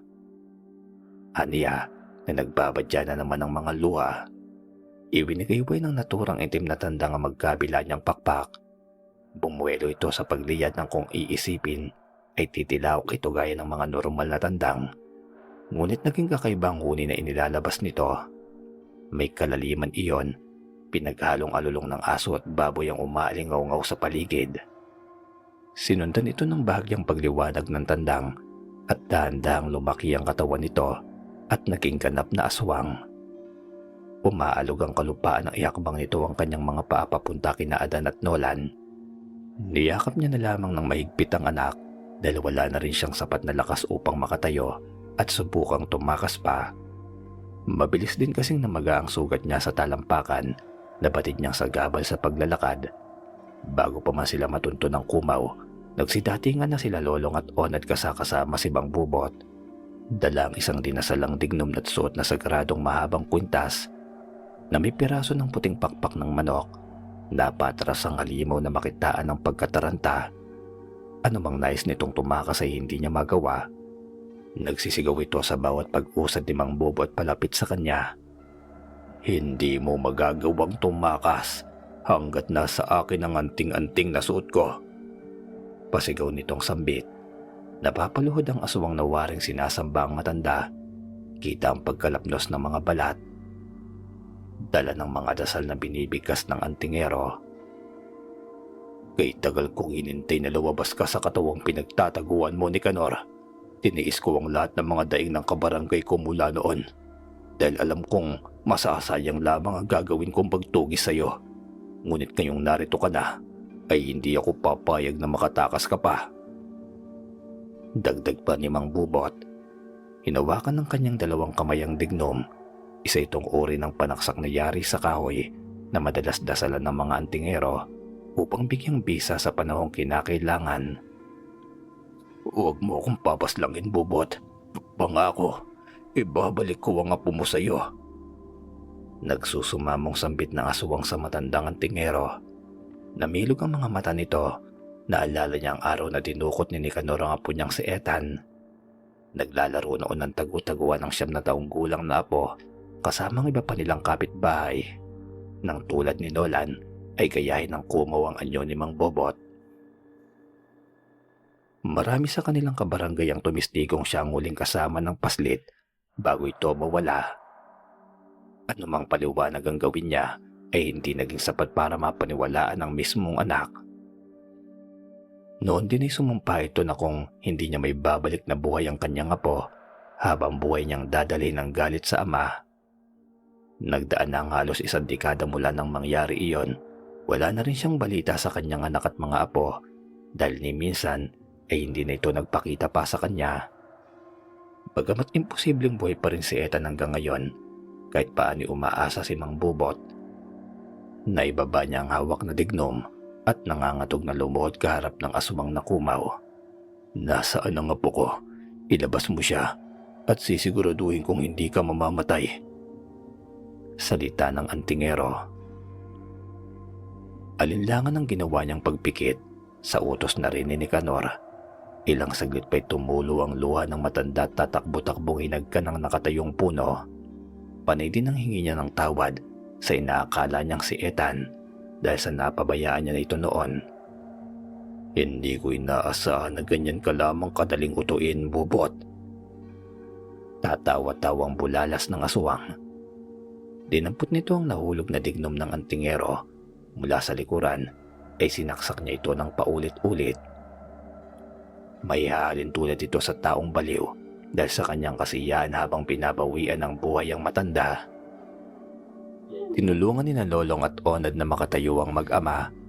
Anila'y kailangan na raw nilang madala sa paggamutan ang patuloy na nangihinang paslit.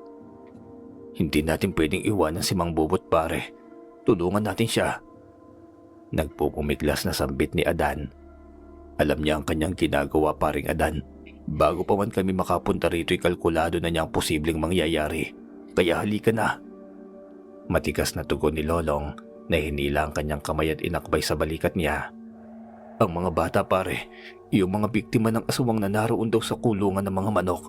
Kahit iyon na lamang ang mapuntahan natin, baka kung mapano pa sila. Makulit pa rin kontra ni Adan sa mga kaibigan. Huwag mo na silang alalahanin pa, pare.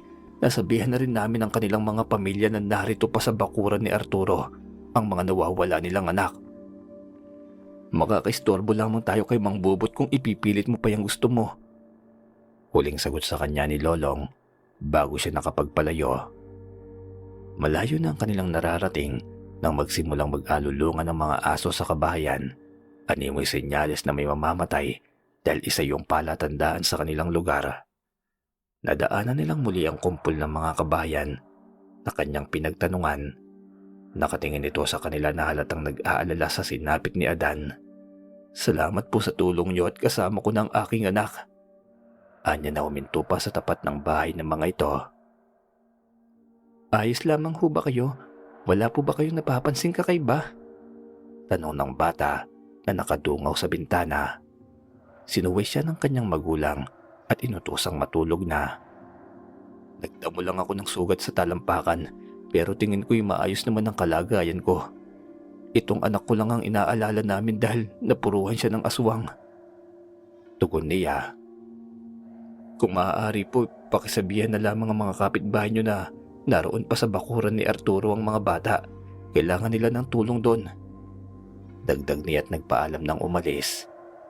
Tipid ng ngiti lamang ang sinukli sa kanya kasabay ng pagtango. Sinundan pa sila ng tingin ng mga ito hanggang sa magkaroon ng malagkit na tinginan na may ibig ipabatid sa bawat isa. Malapit na sila sa bahay ni Mang Bubot nang lumipad mula sa ibabaw ng kanilang ulo ang isang itim na tandang. Napataras ang magkukumpare nang bumulaga sa harapan nila ang matandang antingero. Nanlilimahid ito sa pulang likido habang tinitignan sila ng walang buhay na ekspresyon. "Ako ito, mga iho. Huwag kayong matakot. Hinayaan kong pumasok sa aking katawan ng kumaw. Tulad niya ay may kakayahan din akong manlinlang. Matagal ko iyong pinag-aralan para sa pinakahihintay kong araw. Inakala niyang napas lang niya na ako. Ngunit ang totoo ay ilusyon lamang ang lahat. Hanggat narito siya sa loob ng katawan ko, hindi na siya makakapaghasik pa ng lagim. Pakiusap ko lamang sa inyong lahat na tulungan ako." Lita niya ni Mang Bubot na napapahampas pa sa sariling dibdib. "Ayos ka lang po ba, Mang Bubot? Ano pong masakit sa inyo?" Anang tanong ni Adan. "Sa loob ng 1 buwan, kailangan kong maobserbahan ang sarili ko. Kung magiging mahina kasi ang aking katawan, ay pwede niya itong makontrol. Magiging madalas ang pagdadasal ko para kontrahin siya. At kung matagumpay ko itong magawa, tuluyan ang matutulog ang kumaw sa aking sistema." Paliwanag ni Mang Bubot. Pumasok sila sa bahay ng antingero at inihiga si Nolan sa mahabang lamesa. Nilinis at tinapalan ni Mang Bubot ang bawat sugat nito at taimtim na dinasalan. Pinatakan niya rin ang bibig nito ng isang uri ng langis na mabisa raw para mabilis na maghilom ang kanyang mga natamong sugat. Nagpakulo naman ng murang dahon ng bayabas si Lolong para ipangbabad sa talampakan ni Adan. Naglilitawan na rin kasi ang kanyang mga ugat dala ng matinding lason na pumapasok doon. Inobserbahan nila ng mahigit 5 oras ang anak ni Adan. Laking luwag ng kanilang paghinga ng magkamali ito kalaunan.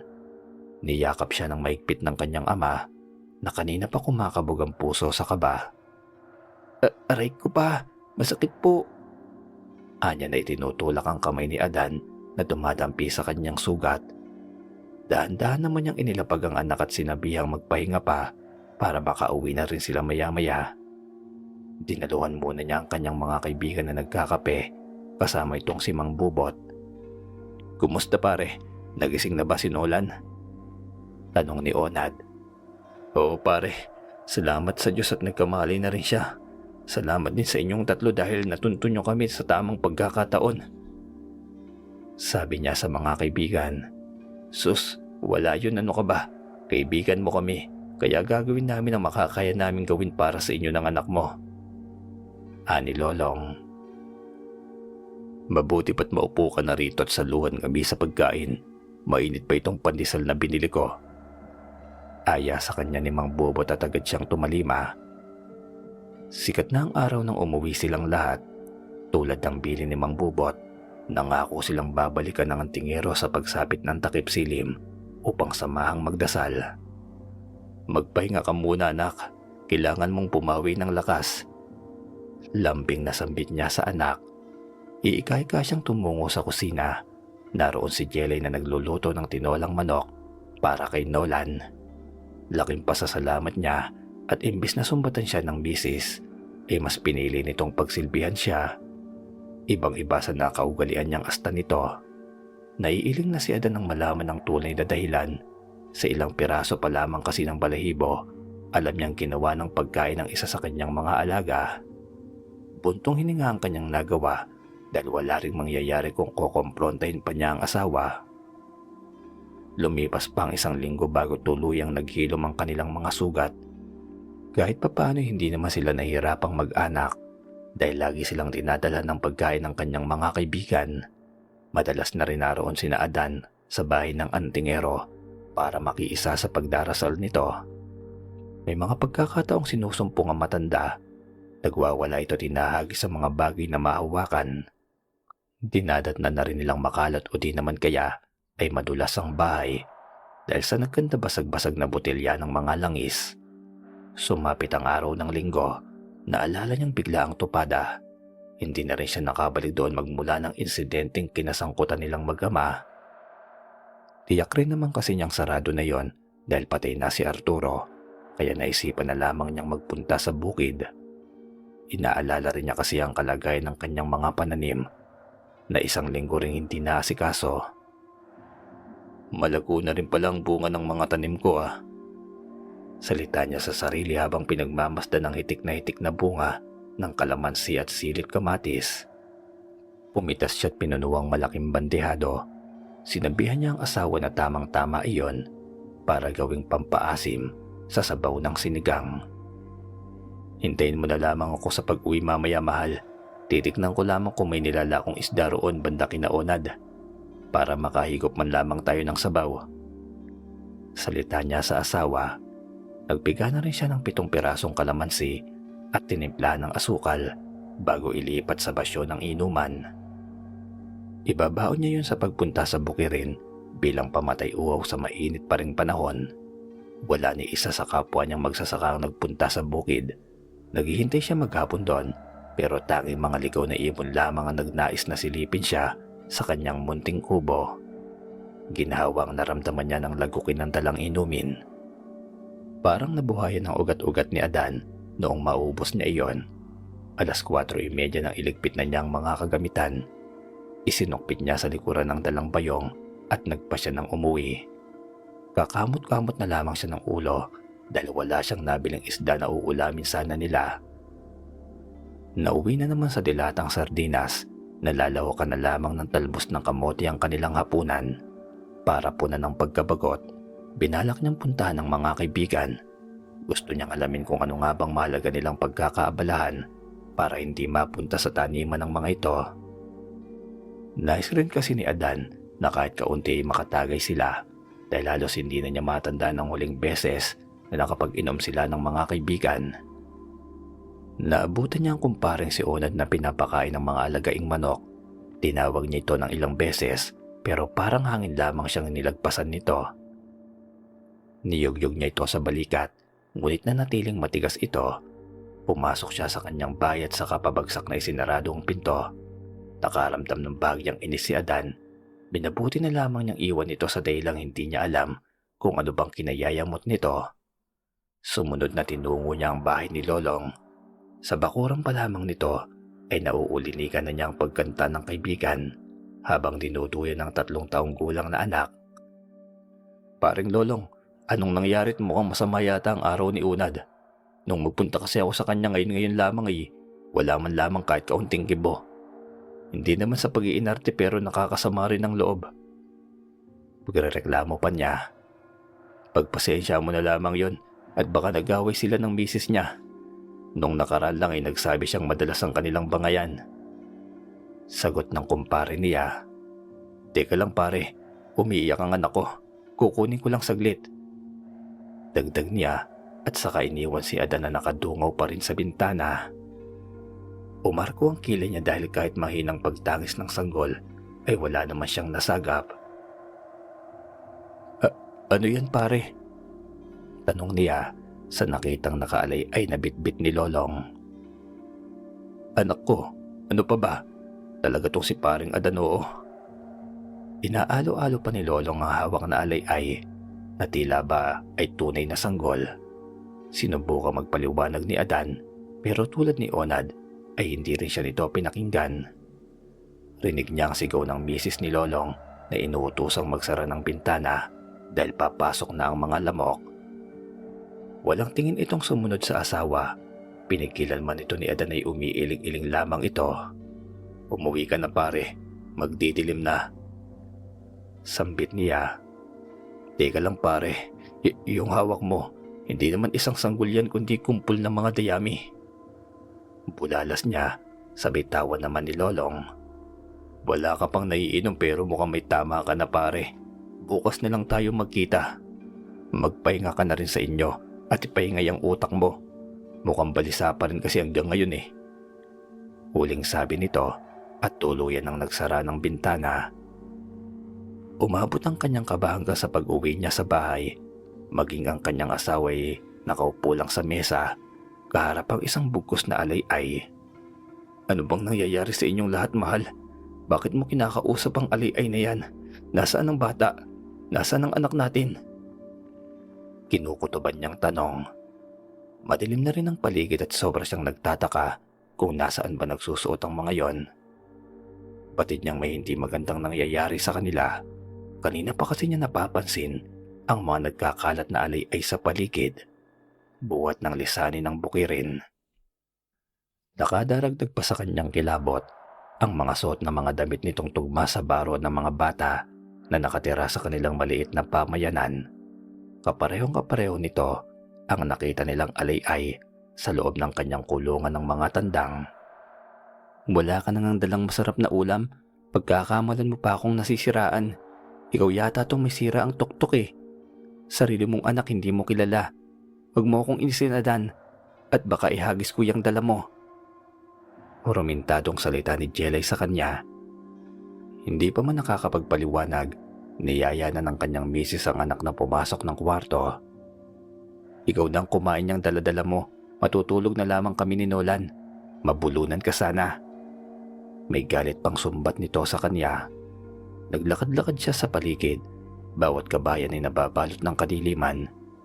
Kahit isang liwanag na galing sa lampara o bombilya ay pinagkait sa kanyang makita. Magandang gabi po ulit sa inyo.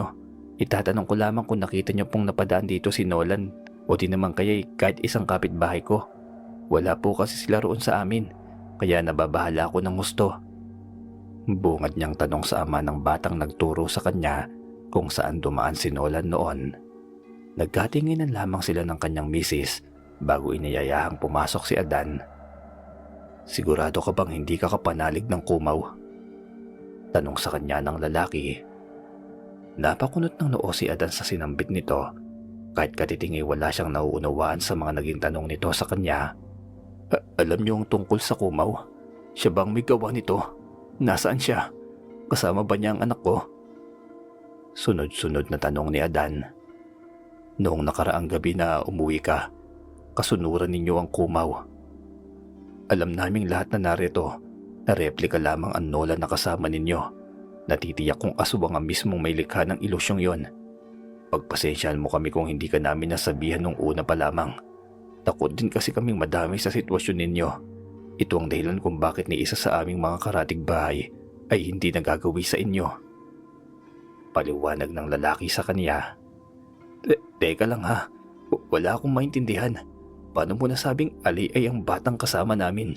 Nakita ko mismo na si Nolan ang bitbit namin pag-uwi. Ginamot pa nga siya ni Mang Bobot ng mismong gabing yun eh. Niloloko mo ba ako? May halong inis niyang turan. Hindi ka po namin niloloko, kuya. Totoo po ang sinasabi ng papa ko. Sabat ng bata sa kanilang pag-uusap na nakalitaw ang ulo sa isang silid. Para subukang makumbinsi si Adan, niyaya siya ng lalaki na sumama sa kanya. Aniya, alam niya kung saan maaaring dinala ng kumaw ang lahat ng batang naninirahan doon sa kanilang munting pamayanan. Binaybay ng dalawa ang kalooban ng isang makipot na lagusan. Nasa pagitan iyon ng dalawang matatandang puno ng balete na matatagpuan naman sa masukal na kagubatan. Pagkalampas nila roon ay nakita nilang maliit na bayan na tila nagkukubli sa matagal na panahon. Sa tanang buhay kasi ni Adan ay iyon lamang ang kauna-unahang pagkakataon na napuntahan niya ito. Kailangan nating maging alisto, Adan. Hindi tayo pwedeng magpakampante lalo't teritoryo ito ng kumaw. Mahinang tinig ng lalaking kasama niya na nagpakilala bilang si Popoy. Sa likod ng mga sira-sirang bahay dumaan ng dalawa. Mayat maya rin ang pagkamot nila ng kanilang mga balat na napupuno ng mga pantal dahil sa makakating dahon ng mga damo roon. Paano mo pala nalaman ang lugar na to, Popoy? Tanong niya sa kasama. Minsan na rin ako napunta sa lugar nito nung aking kabataan. Sa tulong ng isang estranghero ay nakalabas din kami ng ligtas. Mula na makaalis kami sa lugar na ito, lumayo na rin kami ng tirahan at pinalibutan ng mga pangontra ang paligid namin. Alam naming hindi yun sapat, kaya nga hindi rin kami nakikialam sa mga nangyayari sa inyo. Tulad ng lugar na ito, matagal na rin kaming binalot ng takot. Unti-unti nang nawawala ang sigla ng lugar natin dahil sa pagkawala ng mga bata. At kung hindi pa natin masusolusyonan ng mga pangyayaring ito, tiyak kung wala ng susunod na henerasyon ang hahalili sa ating lahat. Mahaba niyang tugon kay Adan. Ayon pa kay Popoy, anumang klaseng talisman ang mayroon ng isang pamilya ay kayang tanggalan ng bisa ng kumaw. Sa oras kasi na maniwala ang biktima sa taong ginagaya ng aswang, ay kaya na nila itong kuhain o di naman kaya ay pasukin ang bahay at doon paslangin. Iniabot nito sa kanyang buntot pagi bilang sandata. Malakas ang kutob ni Popoy na nasa paligid lamang ang kumaw at hindi nga siya nagkamali. Sa silong ng isang malaking bahay, lumitaw ang itim na tandang na animoy turumpo na mabilis silang sinugod. Nahawi naman iyon agad ni Adan pero hindi ito sapat para tantanan sila ng aswang. Mula sa kung saan, narinig niya ang boses ni Nolan. Mabilis ang paggala ng kanyang mga mata hanggang sa matunto niya ang pinagmumula ng boses ng anak. Nakatali ito sa taas na isang sanga ng matayog na puno. Kasama niyang ilang pangkabataan na kapwa naging bihag ng halimaw na nasa kanilang harapan. Inihayag nito ang tunay niyang anyo. Noon din ay mas malaki ang katawan nito kumpara sa una nilang pagkikita. Muli itong sumugod kay Adan, ngunit natisod ito ng ihato ni Poypoy, ang daladalang sibat. Nasa pulito sa paa at nasubsob sa malikabok na lupa. Pumatong ang dalawa sa likuran nito. Gamit ang buntot bagay nagtulong silang maitali ang mga kamay at paa ng kumaw. Ganyan ka lang pala kadaling mahuli. Walang silbi ang laki mo sa utak naming dalawa. Pagmamayabang ni Adan ay pinapagpag ang kamay sa suot na salawal. Namutawi ang halakak ng kumaw. Bumalik ito sa pagiging itim na tandang at mabilis na nakawala sa pagkakagapos. Susunggaban na sana siya ni Poypoy nang maunahan niya ito. Dinakma niya ang paa ng lalaki at isinama pataas ng puno. Sa tansya ni Adan, may 2.5 rin ang taas nun mula sa level ng lupa. Kung suswertihin kang bumagsak, nauna ang katawan ay magkakabali-bali ang buto niya. Ngunit kung ulo naman ang tatama sa lupa, ay tiyak na ang katapusan nito. Palahaw ang sigaw ni Popoy nang pagkatuwaan siya ng kumaw. Tulad ng ginawa niya sa mga batang biktima, isa-isa rin itong binunot ang kuko niya sa magkabilang paa. Dumanak ang dugo na umaagos pa hanggang sa mukha niya. Samantala, walang naging epekto sa aswang ang kanyang pagtadyak. Dala na rin na makakapal nitong mga balat. Hindi pa man natatapos sa kanyang pagpapahirap sa lalaki, mabigat niya itong ibinagsak sa lupa. Sa mabilis na pagbulusok nito ay hindi na siya naabutan pa ni Adan upang saluhin. Malakas ang pagkalog ng lupa ang naganap. Nang tumalon mula sa sanga ang aswang, marami itong lumalakad patungo kay Adan habang nilalagatok ang mga daliri. Swerte pa rin may tuturing ni Adan ang saktong pagdating ng marami pang kalalakihan. Halos lahat ng mga yon ay kapitbahay ni Popoy, kabilang sina Lolong at Onad na paniyang tawag sa ngalan ng kanika nilang mga anak. Pinaulan na nila ang kumaw ng mga sibat na walang magawa kundi ikubli ang sarili gamit ang 2 mga braso. Tila rumaragas ang sasakyan naman siya kung paano hawiin ang mga umaatake sa kanya. Mas lalong nahihimutok sa galit ang kumaw sa ginawa nilang lahat. Bubuelo na sana si Adan para tumulong nang bumagsak sa harapan niya ang dignom ni Mang Bubot. Napangiti na lamang siya na mapagtanto na buhay pa ito at kasama ni Nola na nakatali sa sanga ng puno. Dinampot niya yon at maingat na nirating ang likuran ng aswang. Bago pa siya gumawa ng panibagong hakbang, dinukot niya sa bulsa ang ibinigay ni Popoy sa kanya bago umalis ng bahay.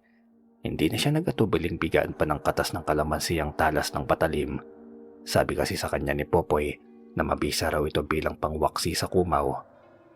Sa kasamang palad, hindi niya nagawa ang kanyang balak. Umarap ang kumaw kay Adan at marahas na inawakan ng kanyang kamay. Kaalinsabay ng pagpigari ito gamit lamang ang isang palad. Walang hirap na ibinalibag siya ng aswang at persadong ibinukha ang bibig nito. Nakaramdam siya ng labis na kirot dahil sa pagpasok ng kumaw sa kanyang bibig. Naistatwa na lamang siya habang nakatitig sa mukha ni Nolan na bagamat di tanungin ay tumatangi sa kanyang nasisilayan. Sa kaibuturan ng kanyang pagkatao, naririnig niya ang boses ng halimaw. Kinokontrol nito ang kanyang isipan at lahat ng makita niyang kapanalig ay itinuturing niyang kaaway. Mabuti na lamang at alam ng mga ito na napasailalim siya sa kakayahan ng aswang kaya hindi siya pinaslang at pinilang ilagan ng kanyang bawat pag-atake sa mga ito. Nung una, nagagawa pa niyang pigilan ang sarili, ngunit sa iba yung tinig ni Nicanor Napasunod siya nito. Lahat ng magtatangkang pumigil sa kanya ay sinasak sa kanya ng hawak na dignum. Sa loob-loob niya, labis ang paghingi niya ng tawad, bagaman hindi niya kayang iusal ang mga yon. Nadatnan na lamang niya ang kanyang sarili na nasa taas ng puno, na puno ng sigawan ng mga tao sa ibaba, nang isa-isa niyang pigtasin ang lubid na nagbibigkis sa mga biktima mula sa sanga ng puno kung saan sila nakagapos. Lagabog ang katawan ng mga paslit na hindi nasasalo ng mga tao sa ibaba. Nakikiusap si Nolan na tulungan siya nito, pero blanko na ang kanyang pakiramdam. Dinakma niya ang leeg ng anak at inundayan ng patalim. Sa mga luhang pumapatak sa mga mata nito, naramdaman ni Adan ang sariling wisyo. Batid niyang hindi niya magagawang saktan ng sariling anak. Pikit mata niyang itinulak si Nolan pababa. Tinanaw pa niya ito at laking pasasalamat na nasalo siya ng mga kumpareng sina Lolong at Onad. Hindi ako papayag na gamitin mo ako sa kasamaan mo, Nicanor. Nabuti pang mamatay akong kasama ka kaysa makuha mo ang nais mo. Huli niyang litanya bago pagsikapang iangat ang mga kamay at buong lakas na itinarak ang dignum sa kanyang tiyan. Bumulwak ang masaganang pulang likido nito. Unti-unti siya nawala ng balanse at bumagsak sa kalupaan. Uubo-ubo pa siyang pinagmamasdan ng sariling tiyan. Hindi na niya ramdam ang kirot ng lumabas doon ng itim na tandang. Nanlalabo na ang kanyang paningin, ngunit tiyak niyang nadakma iyon ng mga kasamahan ni Popoy. Isilid siya sa isang pulang sako na yari sa tela na may nakabordang mga salitang hindi maunawaan. Nagising siya sa kubo nila Popoy. Masakit man ang katawan pero mas una niyang hinanap ang anak na si Nolan. "Ligtas na siya, pare. Ligtas na tayong lahat. Salamat sa inyo." Madamdaming sambit ni Lolong. "Nabulag din kami gawa ng aswang na yung paring Adan. Kung hindi ka pa nagising sa halusinasyong iyon, malamang hindi natin maililigtas sa mga bata." Segunda naman ni Onad. Mahimbing na natutulog ang kanyang anak. Naiiyak si Adan dahil sa murang edad nito ay nagdaan ng hindi kaaya-ayang karanasan. Hiling lamang niya na sana'y huwag itong maging bangungot sa bata habang lumalaki. Nagdaan ng maraming araw ng pagpapahinga, palagian din ang pagpapausok ni Jelay sa kanilang paligid, gayon din sa iba nilang karatig bahay. Kung iisipin ay nagmumukha na silang tinapa sa kapal ng usok na bumabalot sa kanila, mapaumaga man o gabi. Isang buwan ang nakalipas nang makakuha siya ng sapat na lakas. Nagawa na niyang makatayo mula sa higaan para lumasap ng malamig na hangin. Naging doble ang kanilang pag-iingat mula nang maranasan iyon. Bagamat hindi naalis sa kanyang kahiligan sa pagsabong ng mga manok, naging mapagmatsyag sila ng gusto. Buhat ng mamatay ang itim na tandang ay wala nang napapabalitaang pagkawala ng mga bata. Misteryosong nawala rin ang makipot na lagusan na naging tipikal na butas na lamang. Nagkaroon ng simpleng pagtitipo ng lahat. Doon ay inisa-isa ni Mang Bobot at Popoy ang mga kailangang gawin para makontra ang aswang. Gusto kasi nilang makatiyak na sa anumang oras ay handa ang kanilang mga kabarangay. Nang sa gayon ay hindi na maulit pang ginawang panlilinlang ng Kumaw sa kanila. Matagal din ang kalbaryong hatid ng Kumaw. Nagpasalin-salin pa kasi ang istoryang ito at minsan ay ginagamit ng mga matatandang panakot sa kani-kanilang makukulit na anak. Pinaging panatag na mabihiyaan sila Jelay at Adan ng dalawa pang sanggol. Unti-unti nakampante silang totoong ang wala ng banta sa kanilang seguridad. Gayunpaman, nakatatak na sa kanilang isipan ang nilalang na minsan ay nagtangkang ubusin sila. Ang aswang na si Nicanor na nagpapanggap na itim na tandang. Hanggang dito na lamang po ang kwento. Maraming salamat po sa inyo.